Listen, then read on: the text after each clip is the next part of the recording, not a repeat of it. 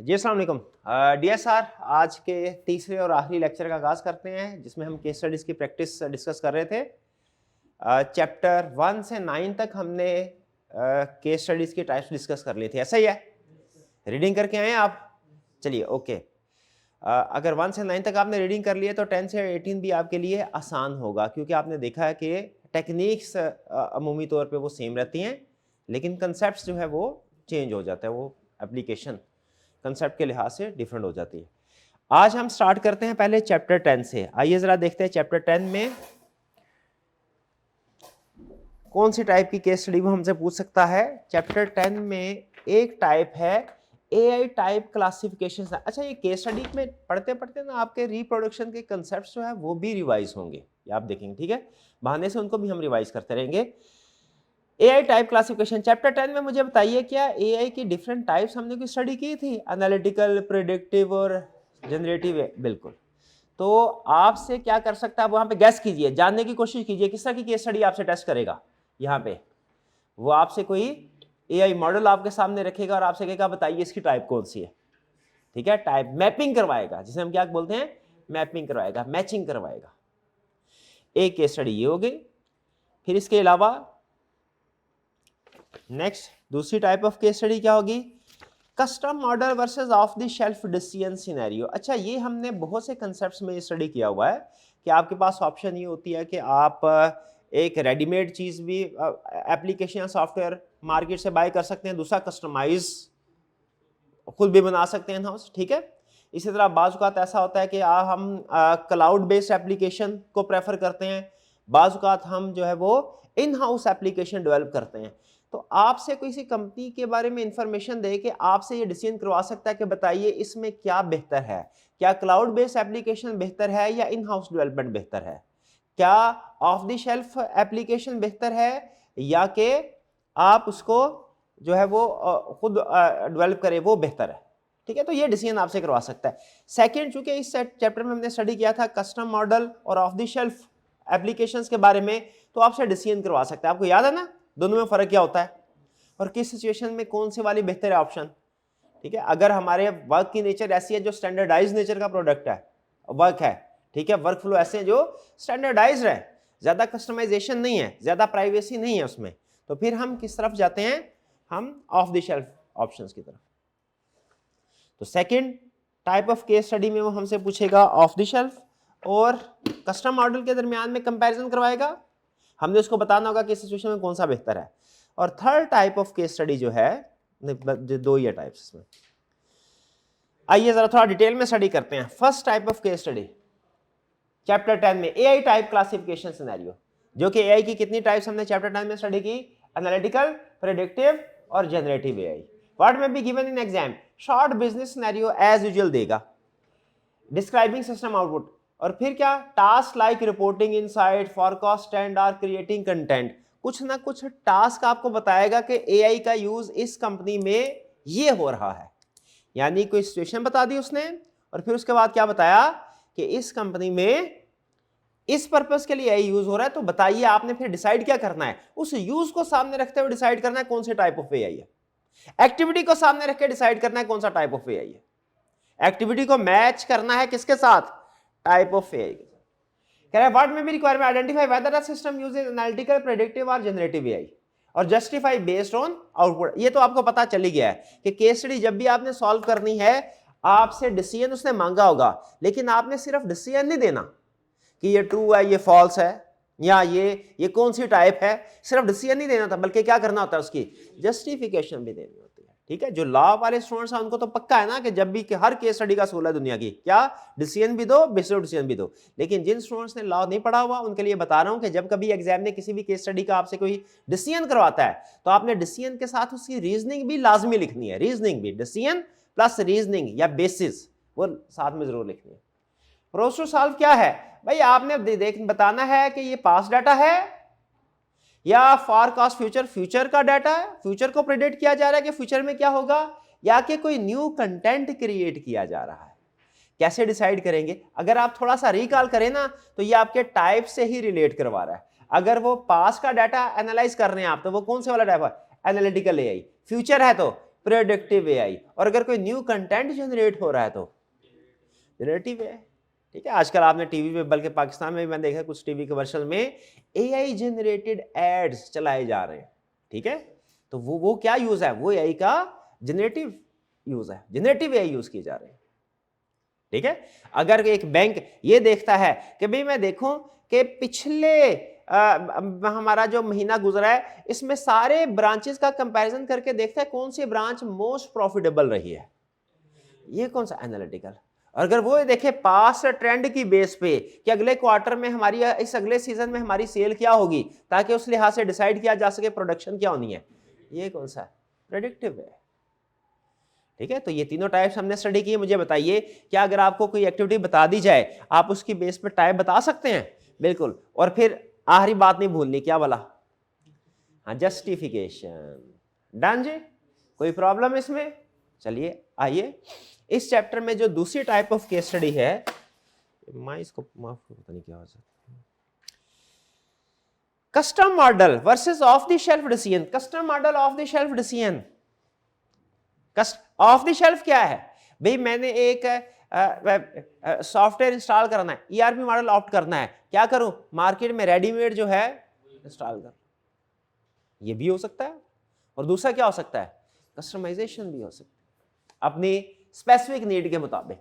कह रहा बट में भी given in exam organisation scenario. अब वो आपको कोई सिनेरियो देगा, वो कहेगा ऑर्गेनाइजेशन है, उसका बजट बता देगा, भाई बजट खुला है, वो पैसे की परवाह, बहुत पैसा, क्या टाइम कंस्ट्रेंट, टाइम की लिमिटेशन भी नहीं है। ठीक है, स्टार्ट करना शुरू कर दे डेवलप, फिर चाहे साल लग जाए। एक्सपर्टीज लेवल और बहुत आईटी हाई एक्सपर्ट लेवल के लोग हैं, तो ऐसी सिचुएशन में फिर आपको इंफॉर्मेशन देगा और फिर कहेगा भैया हमने कोई एक ऐप डेवलप करनी है, कोई IT based, AI based solution चाहिए हमें। व्हाट में भी रिक्वायरमेंट रिकमेंड करे, custom model, of the shelf या हाइब्रिड, कौन सा मॉडल सुटेबल होगा?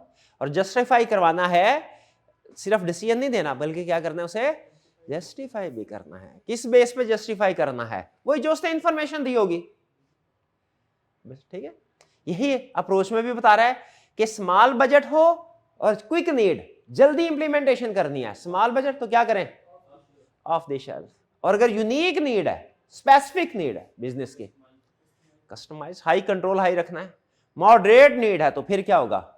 हाइब्रिड। यानी फर्ज कीजिए कि जी हमारे पास बजट तो है लेकिन स्टिल हमें ज्यादा आईटी एक्सपर्ट नहीं है हमारे पास और क्विक सोल्यूशन चाहिए हमें, तो फिर सिचुएशन में भी क्या हो? हाँ जी, कुछ जो हम देखेंगे जो कोर एक्टिविटीज हैं उनको हम कोशिश करेंगे कि हम कस्टमाइजेशन की तरफ जाएं, और जो नॉन कोर एक्टिविटीज हैं ऑफ द शेल्फ। क्लियर हुआ ये? तो इस चैप्टर में दो तरह की केस स्टडीज वो पूछ सकता है, एक टाइप एफएआई और दूसरा क्या है? डिसीजन। सिलेक्शन करो, इंफॉर्मेशन देगा, उसकी बेस पे हमने सिलेक्शन करनी होगी क्या, कि कौन से टाइप की तरफ जाए, कस्टमाइजेशन की तरफ जाए, ऑफ द शेल्फ की तरफ जाए। चलिए जरा छोटी सी एग्जांपल भी देखते हैं ताकि हमें पता चल जाए। और ये मैंने आपको बताया हुआ ना, एग्जाम में इस तरह की एग्जांपल नहीं आएगी, वो बड़ी कंसेप्ट यही होगा, स्किल यही अप्लाई करवाएगा आपसे, स्किल यही अप्लाई करवाएगा, लेकिन इंफॉर्मेशन थोड़ा, केस स्टडी थोड़ी बड़ी होगी। ये तो इसलिए ताकि क्विक रिवीजन होती रहे, हमें कंसेप्ट भी सीख ले, ज्यादा टाइम भी ना लगे। कह रहा स्मॉल रिटेल कंपनी वांट्स ए चैटबॉट क्विकली। चैटबॉट किस लिए यूज होते हैं किसी भी कंपनी में? कस्टमर की क्वेरीज को रिस्पॉन्ड करने के लिए। जैसे आप यही वो आईकैप की वेबसाइट पे जाते हैं तो वहां पे भी चैटबॉट ओपन होता है ना, ठीक है। तो chat quickly but has limited AI expertise and budget. Recommend suitable approach. क्या सूटेबल अप्रोच है? Of the. अच्छा, ये कोई बड़ा काम नहीं किया आपने ऑफ द शेल्फ बता के, वो तो आसान डिसीजन था। अब मुझे बताइए, जस्टिफाई करवाइए, आप जस्टिफाई करवाएं भाई, क्यों ऑफ द शेल्फ कस्टमाइज नहीं करवाया, अपना खुद बनाए हम? तो जस्टिफाई करवाए, क्यों नहीं खुद बना रहे ना? हाँ, क्विकली चाहिए भैया, इतना टाइम नहीं है, उसको डिजाइन करें, टेस्टिंग करें, ट्रेन करें, इंप्लीमेंट करें, वो स्टेजेस याद है ना सारे, इंप्लीमेंटेशन, इतना टाइम नहीं है। और कौन सी इंफॉर्मेशन इससे पता चल रहा है? एआई एक्सपर्टीज नहीं है भैया, एक्सपर्टीज टेक्निकल एक्सपर्टीज होंगी फिर आप डेवलप कर सकेंगे, टेक्निकल एक्सपर्टीज नहीं है तो डेवलप नहीं कर सकते, फिर तो ऑफ द शेल्फ उठाना पड़ेगा। और क्या, फिर बजट भी नहीं है। रेडीमेड चीज मार्केट से लेके आए, उसमें ज्यादा पैसे खर्च होते हैं कि खुद बनाए? खुद बनाए उसमें ज्यादा खर्च होगा। तो ये 3 रीजंस हैं जिनकी वजह से हम रिकमेंड करते हैं ऑफ द शेल्फ। डन जी। तो फिर से जरा क्विक राउंड अप, मुझे बताइए चैप्टर 10 एआई से रिलेट कर रहा है, इसमें कितनी तरह की केस स्टडी एक्सपेक्टेड है? कौन कौन सी? नंबर 1 आप इंफॉर्मेशन देगा और बोलेगा बताओ कौन सी टाइप है, और दूसरा कौन सा है जिसमें आप डिसीजन करवाएगा कि ऑफ द शेल्फ या के कस्टमाइज। और इन दोनों में कॉमन क्या है कि डिसीजन तो आपने बताना ही बताना है, साथ ही बेसिस जस्टिफिकेशन भी देनी है। और जस्टिफिकेशन कहां से उठानी है आपने? गिवन इंफॉर्मेशन से। किताब से रट्टा एज इट इज नहीं छाप देना। केस स्टडी का सूल कल भी बताया था, शायद कल या परसों बताया था, सबसे बड़ा केस स्टडी का सूल क्या है? सबसे बड़ा सूल जो सोल्यूशन आपका होगा वो गिवन इंफॉर्मेशन में से निकलेगा, वो किताब में से एज इट इज नहीं छाप देना।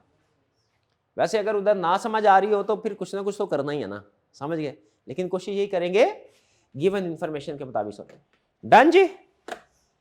चलिए जी, ये था हमारा चैप्टर 10। नोट्स मिल गए आपको इसके? हाँ जी बिल्कुल। आपको 2 मिनट दिए जा रहे हैं, एक दफा क्विकली रीड कर लें ताकि घर जाके जब रिवाइज करें कोई प्रॉब्लम ना हो। फिर उसके बाद तब तक मैं नेक्स्ट चैप्टर को सेटअप करता हूँ। पास कीजिए जी। चलिए नेक्स्ट चैप्टर हमारा chapter 11 cloud computing. Cloud computing में कुछ याद है हमने कौन कौन से कंसेप्ट डिस्कस किए थे? कुछ हल्का सा रिकॉल करें।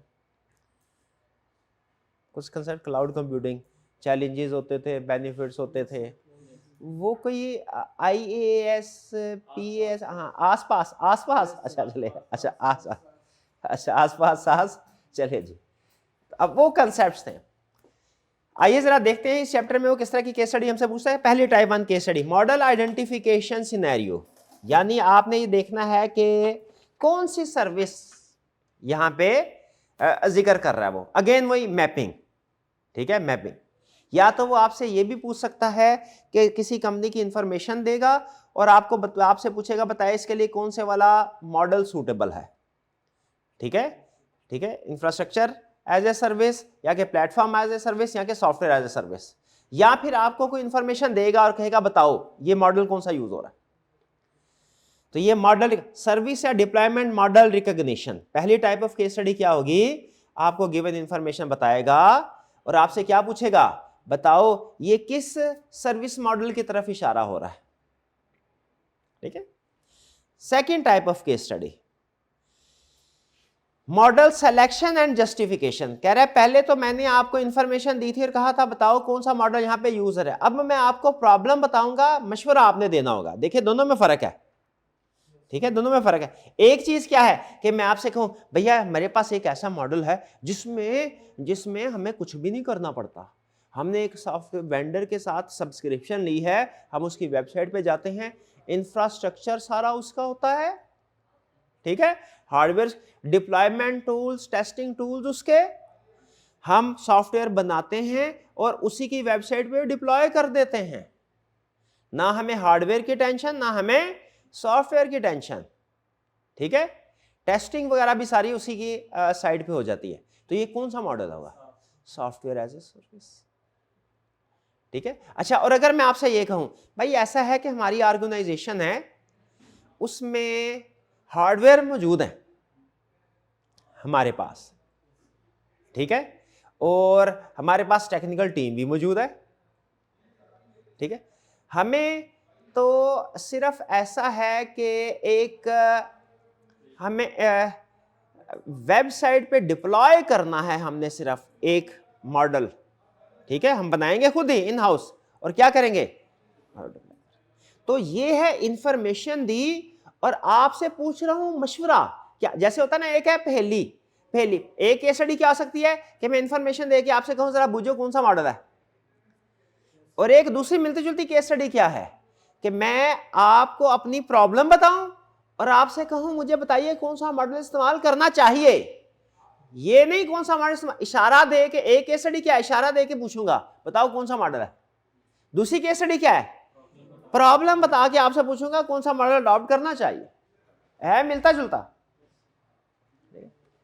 चलिए, और फिर इसके बाद तीसरी टाइप ऑफ केस स्टडी क्या होगी,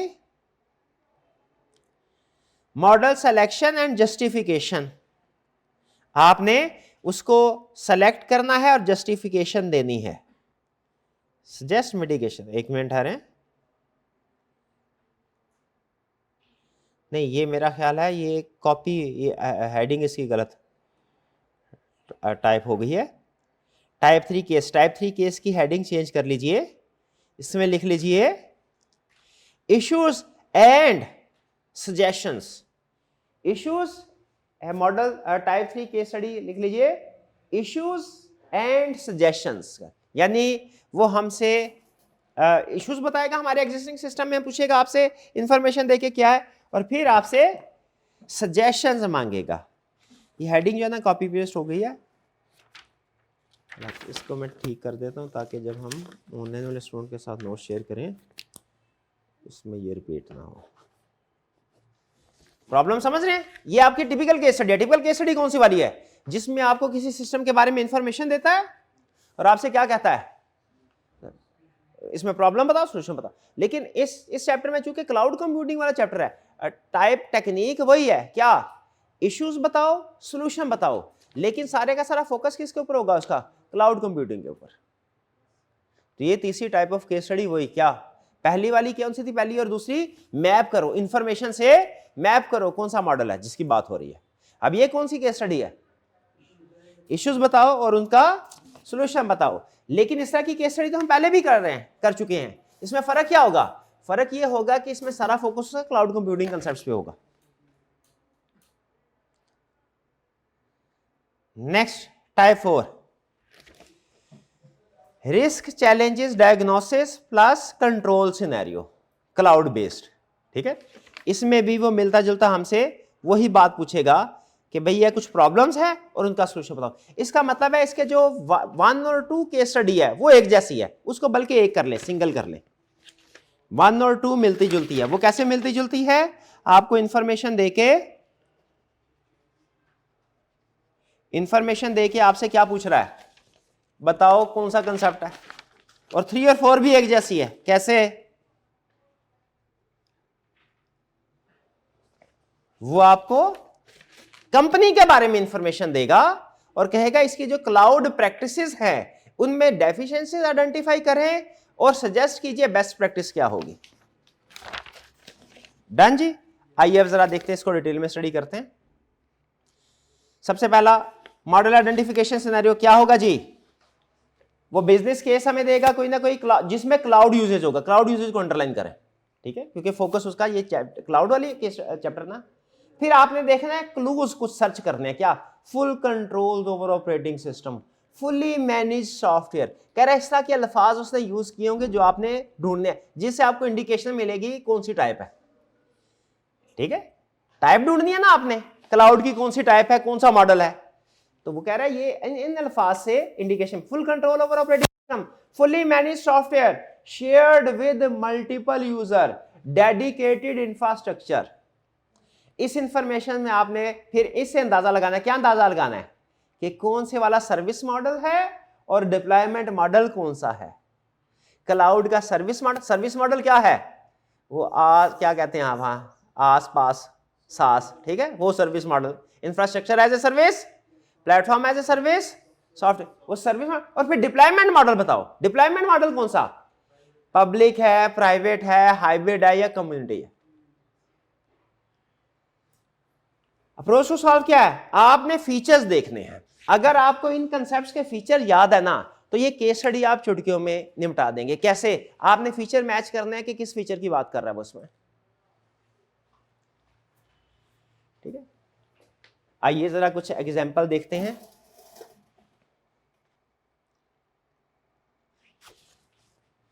कह रहा है example, company uses a cloud platform where, cloud platform को अंडरलाइन कर। इससे आपको अंदाजा हो गया, अच्छा ये क्लाउड कंप्यूटिंग वाले चैप्टर का क्वेश्चन है।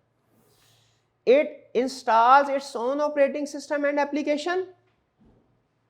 ठीक है, ऑपरेटिंग सिस्टम अपना है, एप्लीकेशन अपनी है। क्लाउड सिस्टम यूज कर रहे हैं लेकिन उसमें एप्लीकेशन खुद डेवलप कर रहे हैं।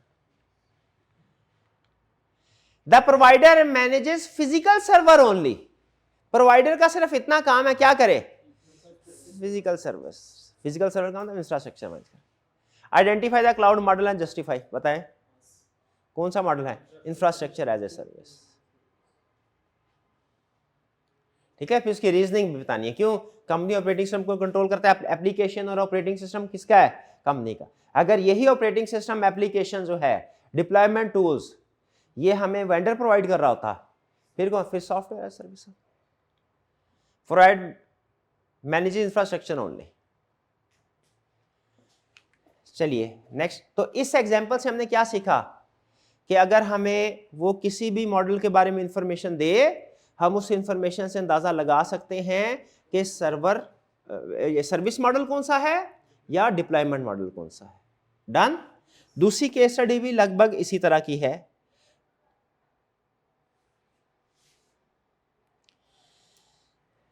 कह रहा है बिजनेस टाइप, इसमें अब आपने सजेशन देनी है। बिजनेस टाइप देगा, कोई हॉस्पिटल है, स्टार्टअप है, बैंक है, रिटेलर है, उसमें कुछ ना कुछ फिर कंस्ट्रेंट्स इंफॉर्मेशन देगा कॉस्ट के बारे में, कॉस्ट लो कॉस्ट है या हाई कॉस्ट है, सिक्योरिटी नीड्स कितनी है, स्केलेबिलिटी चाहिए नहीं चाहिए, कंप्लायंस चाहिए नहीं चाहिए, ये इस इंफॉर्मेशन से फिर आपने डिसीजन करना होगा। रिक्वायरमेंट क्या होगी? Recommend most suitable service deployment model. आपने रिकमेंड कर, अब आप यहां पे एडवाइजरी रोल प्ले कर रहे हैं। पहले वाली केस स्टडी में तो आप पहचान रहे थे, बूझ रहे थे कि कौन से मॉडल की बात, यहां पे क्या कर रहे हैं? इंफॉर्मेशन से सजेशंस देनी है आपको। ठीक है, इसका मतलब है वो आपको इस काबिल बना रहा है कि प्रैक्टिकली अगर आप कोई आईटी बेस्ड वर्क करें तो आप अपने क्लाइंट को, अहम चीज है ये, आप अपने क्लाइंट को उसकी नीड्स जान के सजेशन दे सकें।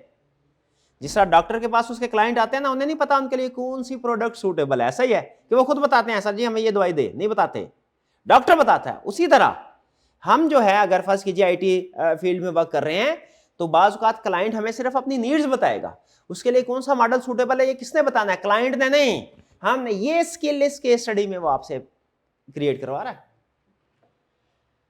आइडेंटिफाई द प्रायोरिटी, क्या है? कॉस्ट क्या है, सिक्योरिटी क्या है, फ्लेक्सिबिलिटी नीड्स क्या है क्लाइंट की, और उसके मुताबिक मॉडल चूज करें। चूज करने में उसने आपको कुछ टिप बताई है। अगर सिक्योरिटी प्रायोरिटी है तो क्या करें? प्राइवेट मॉडल ऑप्ट करें। अगर लो कॉस्ट रखना है, स्केलेबिलिटी है, पब्लिक।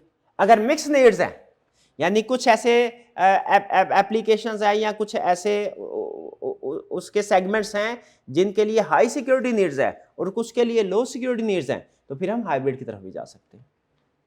छोटी सी केस स्टडी कह रहा है bank handle sensitive financial data and must comply with strict regulations. Sensitive data है, हाईली सिक्योर होना जरूरी है, रेगुलेटरी रिक्वायरमेंट्स भी है, it wants full control over security settings. कह रहे मेरा सारा का सारा कंट्रोल हो और किसी का नहीं हो, मैं किसी के साथ कंट्रोल शेयर नहीं करूंगा। बताइए कौन सा मॉडल आप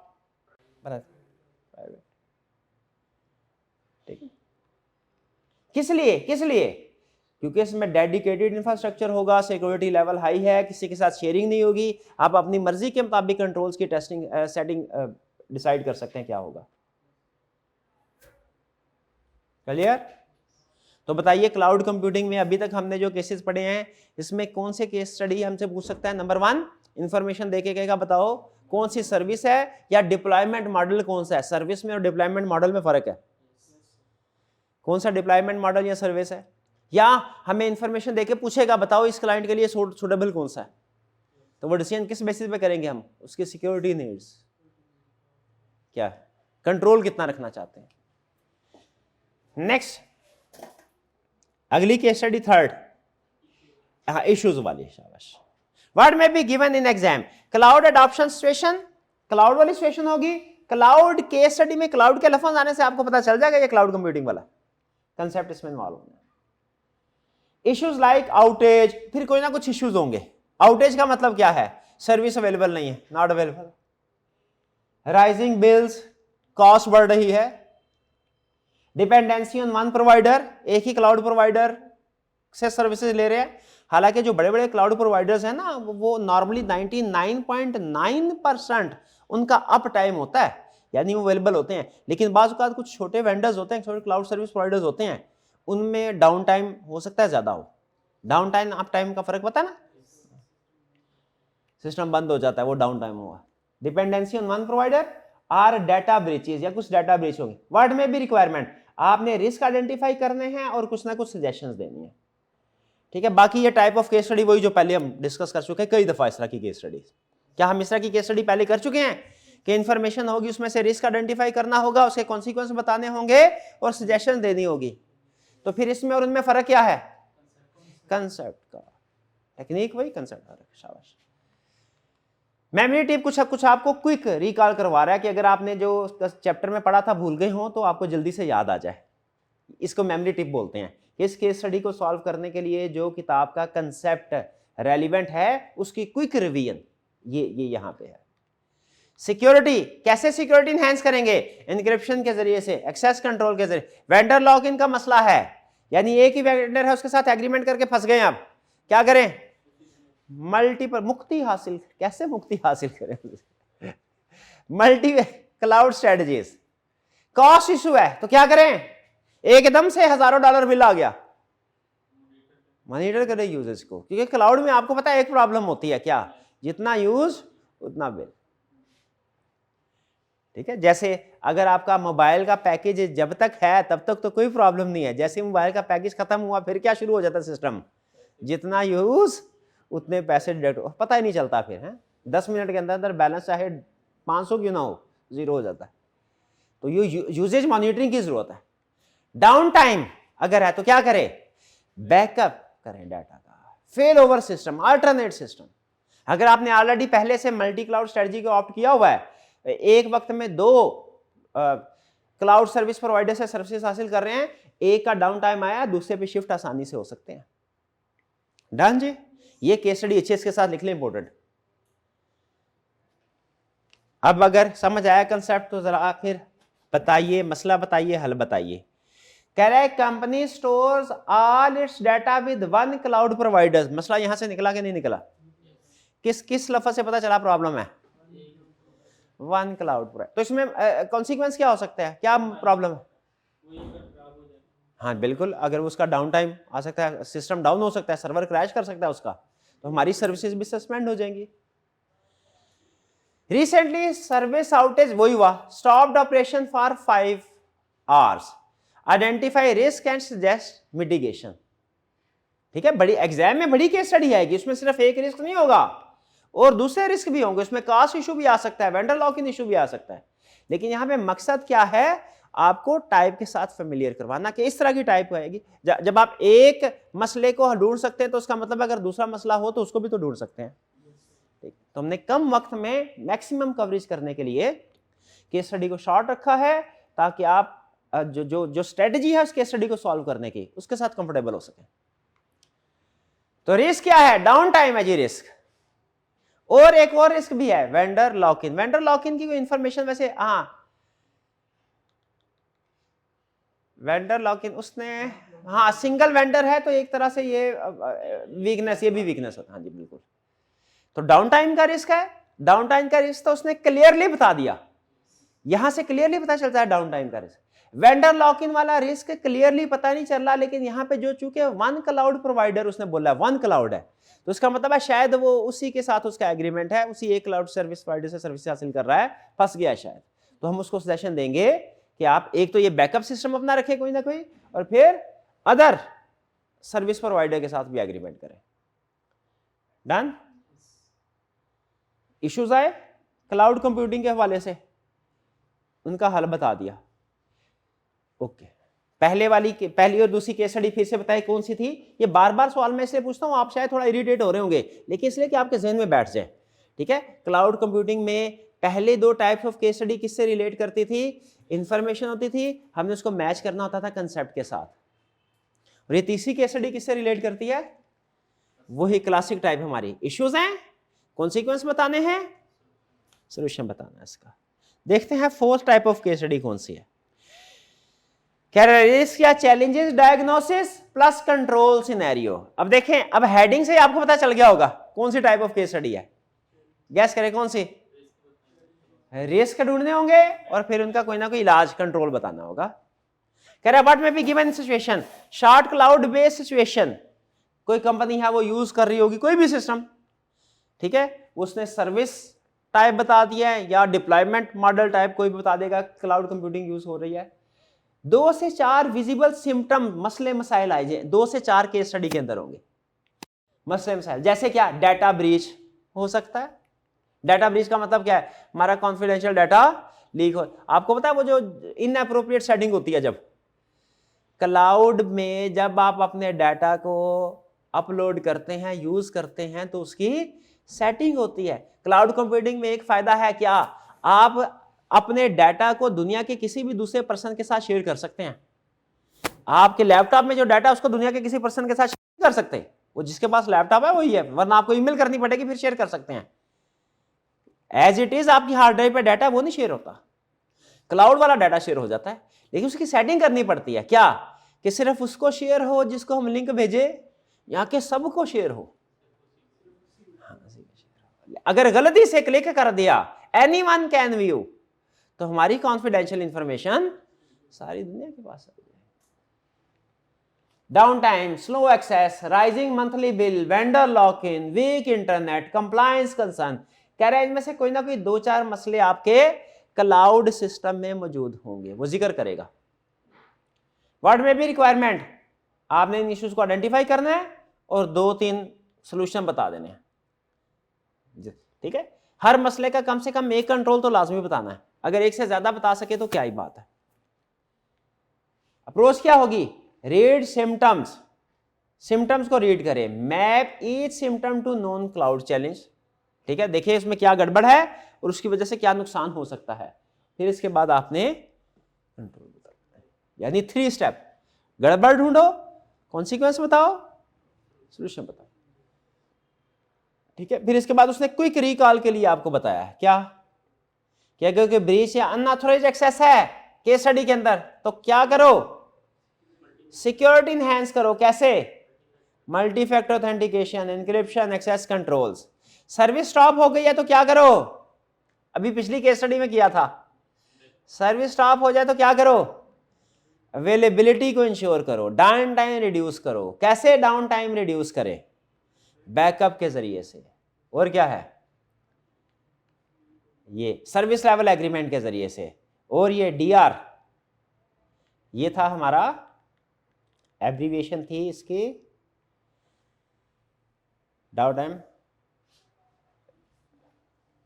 क्या, डीआर, बैकअप है, सर्विस लेवल एग्रीमेंट है, डाटा रिस्टोर गालबन, ठीक है, डाटा रिकवरी, हाँ जी।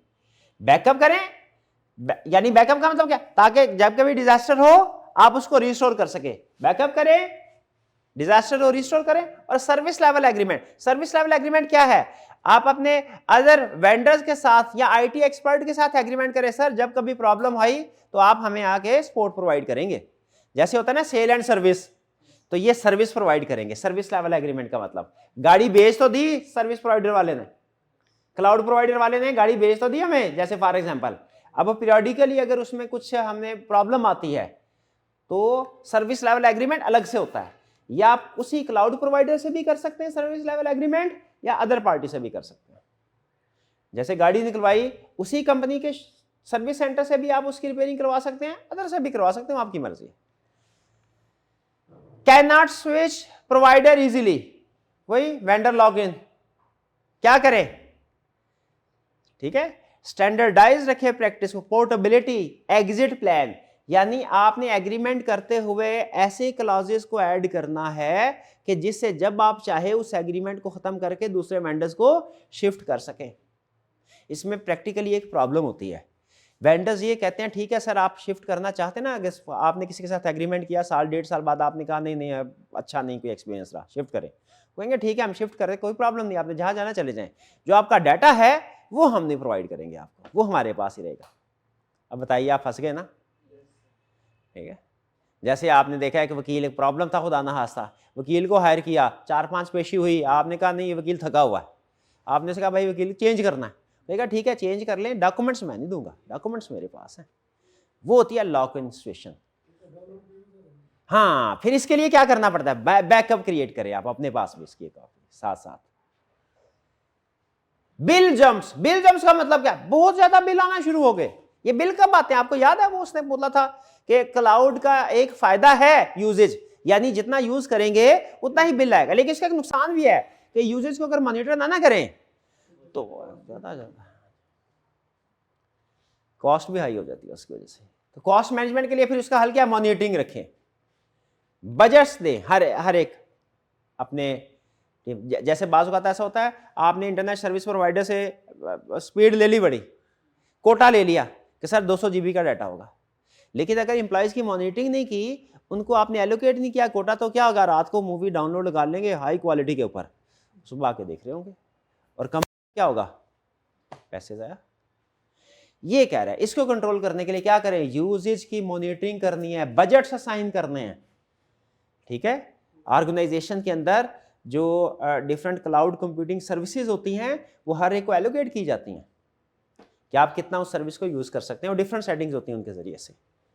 राइट साइजिंग, यानी थोड़ा राइट साइजिंग से मुराद ये कि एलोकेशन जो है रीजनेबल बेसिस पे करनी है आपने एम्प्लॉइज की, जब भी आप इनको बजट असाइन कर रहे होंगे।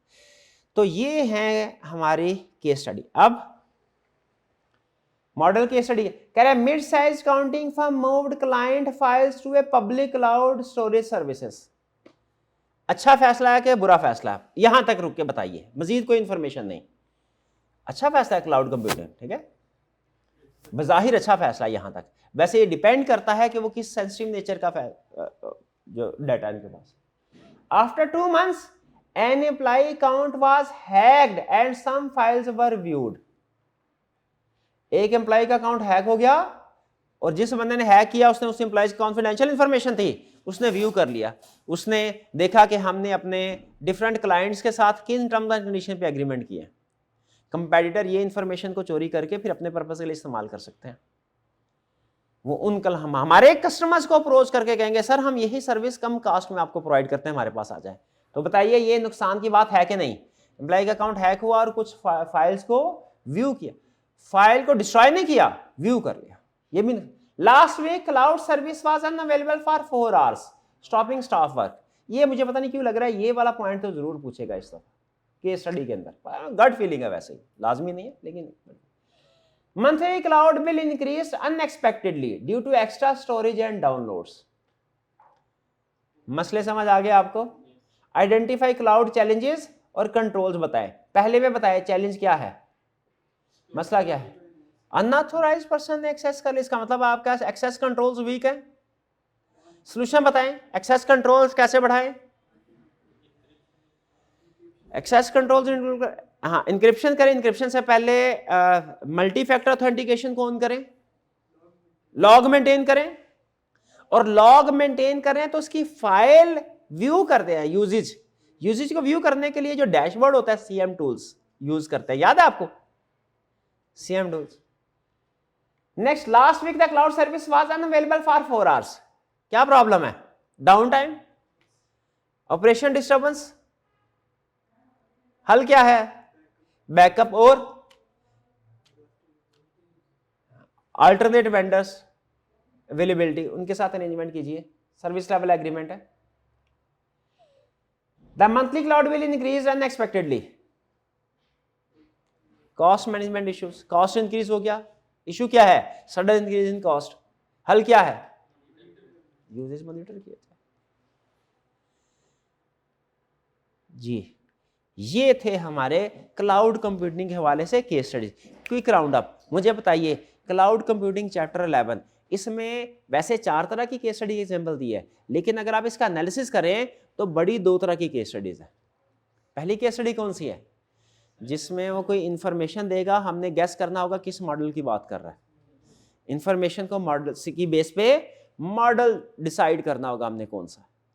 और दूसरी टाइप ऑफ केस स्टडी कौन सी है, जिसमें क्लाउड कंप्यूटिंग प्रैक्टिसेस कोई कंपनी अप्लाई कर रही होगी और उन प्रैक्टिसेस में कोई ना कोई इश्यूज आएंगे, हमने इश्यूज आइडेंटिफाई करने हैं, कॉन्सिक्वेंस बताने हैं, सजेशन। ये केस स्टडी अगर ना आई, इस तरह की केस स्टडी, तो मैं ये समझूंगा कि आई कैप को इसका पेपर बनाना नहीं आता। इसके बगैर ये वो केस स्टडी है जिसके बगैर डीएसआर का पेपर बन ही नहीं सकता दुनिया के किसी भी।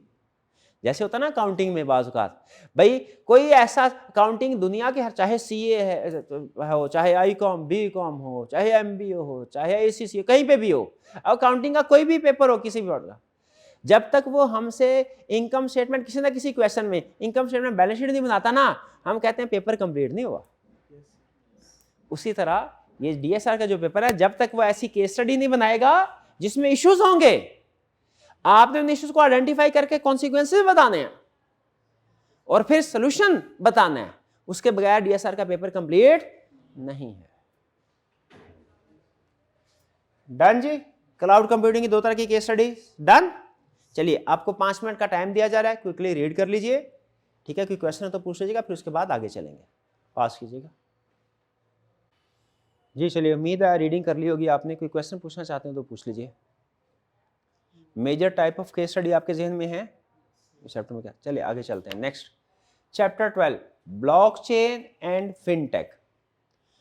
इस चैप्टर के अंदर हमने टॉपिक में स्टडी किया था 2 कंसेप्ट्स हैं, दोनों इमर्जिंग टेक्नोलॉजीज में आते हैं, ब्लॉकचेन और फिनटेक, ठीक है। ब्लॉकचेन आपको पता है कि ऐसा सिस्टम है जिसमें हम रिकॉर्ड कीपिंग करते हैं, जिसमें कुछ सर्टन कैरेक्टरिस्टिक्स होती हैं, जैसे इसको डिलीट नहीं किया जा सकता या चेंज नहीं किया जा सकता, हैक करना तकरीबन इम्पॉसिबल है, ठीक है। और फिनटेक में हम बेसिकली टेक्नोलॉजी को फाइनेंस सेक्टर के अंदर, बैंकिंग सेक्टर के अंदर ख़ास तौर पे यूज़ करने का नाम है fintech.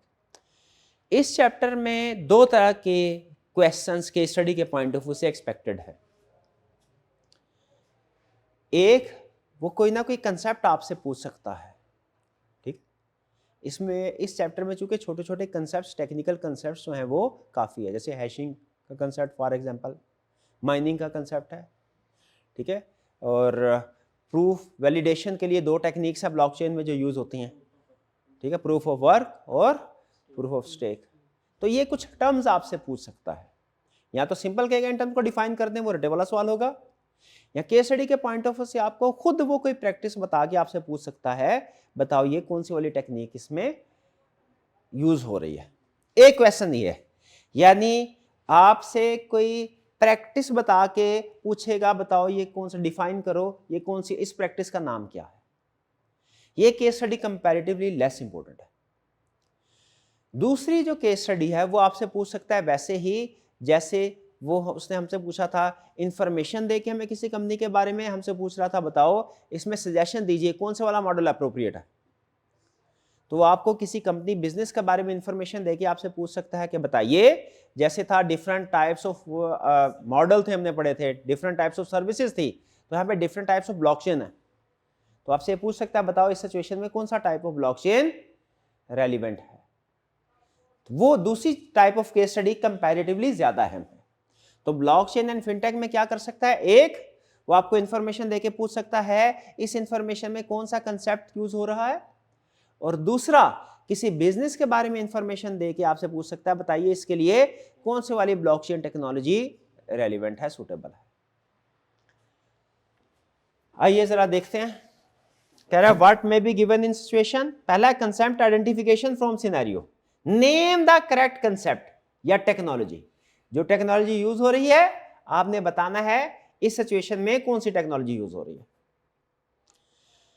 What may be given short story about A system, system में कोई भी बता सकता है, पेमेंट सिस्टम है, लैंडिंग वगैरह कुछ भी सिस्टम, उसमें आपको कुछ क्लूज देगा जिससे आपको अंदाजा लगाने में हेल्प होगी कि कौन सा कंसेप्ट इसमें यूज हो रहा है। जैसे पब्लिक एक्सेस है या रिस्ट्रिक्टेड एक्सेस है, माइनर्स या वैलिडेटर्स की terms, blocks, smart contracts, tokens, no central authority, ये कीवर्ड्स हैं जो केस स्टडी में यूज होंगे, तो आपको आइडेंटिफिकेशन में हेल्प होगी कि कौन सा कंसेप्ट यूज हो रहा है इसमें। What may B requirement, identify the most accurate term for what is described. आपने जो भी इंफॉर्मेशन दी जा रही है उसमें बताना है कि उसके लिए कौन सी वाली टर्म अहम है, कौन सी वाली टर्म रेलिवेंट है। जैसे पब्लिक वर्सेस प्राइवेट ब्लॉकचेन, ठीक है। अब ये जो टर्म्स बोल रहे हैं ना, आपको इनका मतलब पता होना चाहिए। इस वक्त क्लास में आप बैठे हुए ना, तो एग्जाम में आपको रिप्रोडक्शन क्वेश्चन भी टेस्ट कर सकता है। रिप्रोडक्शन के क्वेश्चन में आपसे पूछ सकता है बताओ पब्लिक और प्राइवेट ब्लॉकचेन में क्या फर्क है, बताओ ये प्रूफ ऑफ वर्क कैसे वर्क करता है, प्रूफ ऑफ स्टेक कैसे वर्क करता है, ठीक है। डिसेंट्रलाइज्ड फाइनेंसिंग क्या है, ट्रेडिशनल फाइनेंसिंग के कैसे डिफरेंट है, रिप्रोडक्शन के क्वेश्चन में पूछ सकता है। और प्लस सिस्टम बता के आपको कह सकता है आइडेंटिफाई करो उससे, ठीक है। ये अक्सर जो मैनेजमेंट के केस स्टडीज होती है ना, मैनेजमेंट के सब्जेक्ट्स, उनमें इस तरह पूछता है, कंसेप्ट बता देगा, स्ट्रेटजी बता देगा, आपसे कहेगा इस स्ट्रेटजी का नाम क्या है वो बताओ। अप्रोच टू सॉल्व क्या है, आपने उसमें से कीवर्ड्स ढूंढने हैं और उसकी बेस पर डिसीजन करना है कौन सा कंसेप्ट इसमें रेलिवेंट है। जैसे कह रहा है digital network allows anyone to join and view transaction. Digital network है, कोई भी आ सकता है, बताइए कौन से वाला नेटवर्क आएगा, पब्लिक नेटवर्क हुआ। New transactions are grouped into blocks. अब इसमें कीवर्ड क्या, ब्लॉक। एक तो कीवर्ड हमारा ये हुआ एनीवन कैन ज्वाइन, जिससे क्या पता चला पब्लिक नेटवर्क है। दूसरा, अब इंफॉर्मेशन इसमें ब्लॉक्स की शक्ल में है। कौन सा नेटवर्क है जिसमें इंफॉर्मेशन ब्लॉक की शक्ल में होती है, blockchain. Participants called miners solve complex puzzles to add the next block. Complex puzzles किस में सॉल्व, ब्लॉकचेन की कौन सी टाइप में सॉल्व किए जाते हैं, proof of work. And one sided records are extremely hard to change. अब हमें पता चल गया ब्लॉकचेन टेक्नोलॉजी यूज हो रही है, और कौन सा टाइप ऑफ ब्लॉकचेन यूज हो रहा है इसमें, टेक्नोलॉजी कौन सी, ब्लॉकचेन। टाइप कौन सा, पब्लिक, प्राइवेट, हाइब्रिड या कंसोर्शियम। पब्लिक कोई भी ज्वाइन कर सकता है, याद है ना ये 4 टाइप्स, ठीक है। और उसके बाद उसमें माइनर्स हैं या वैलिडेटर्स हैं, माइनर्स। कौन सा प्रूफ है, प्रूफ ऑफ वर्क। जैसे बिटकॉइन में कौन सा सिस्टम यूज होता है, प्रूफ ऑफ वर्क या प्रूफ ऑफ स्टेक बताया था, प्रूफ ऑफ वर्क।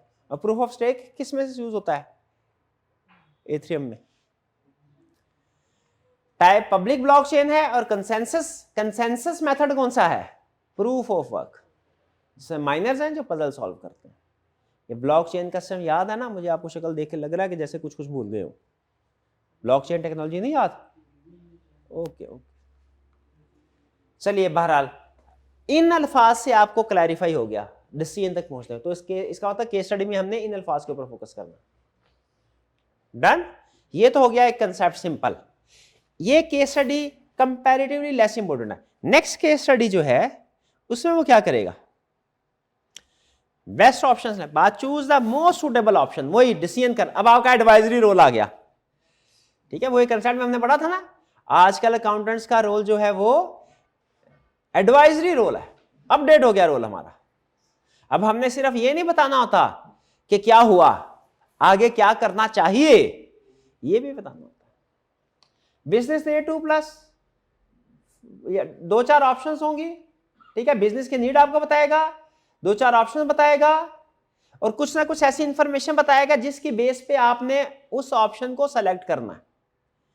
बहुत सी ऑप्शंस होती है ना, हर ऑप्शन में कुछ ना कुछ उसके यूनिक फीचर्स होते हैं, प्लस माइनस होते हैं।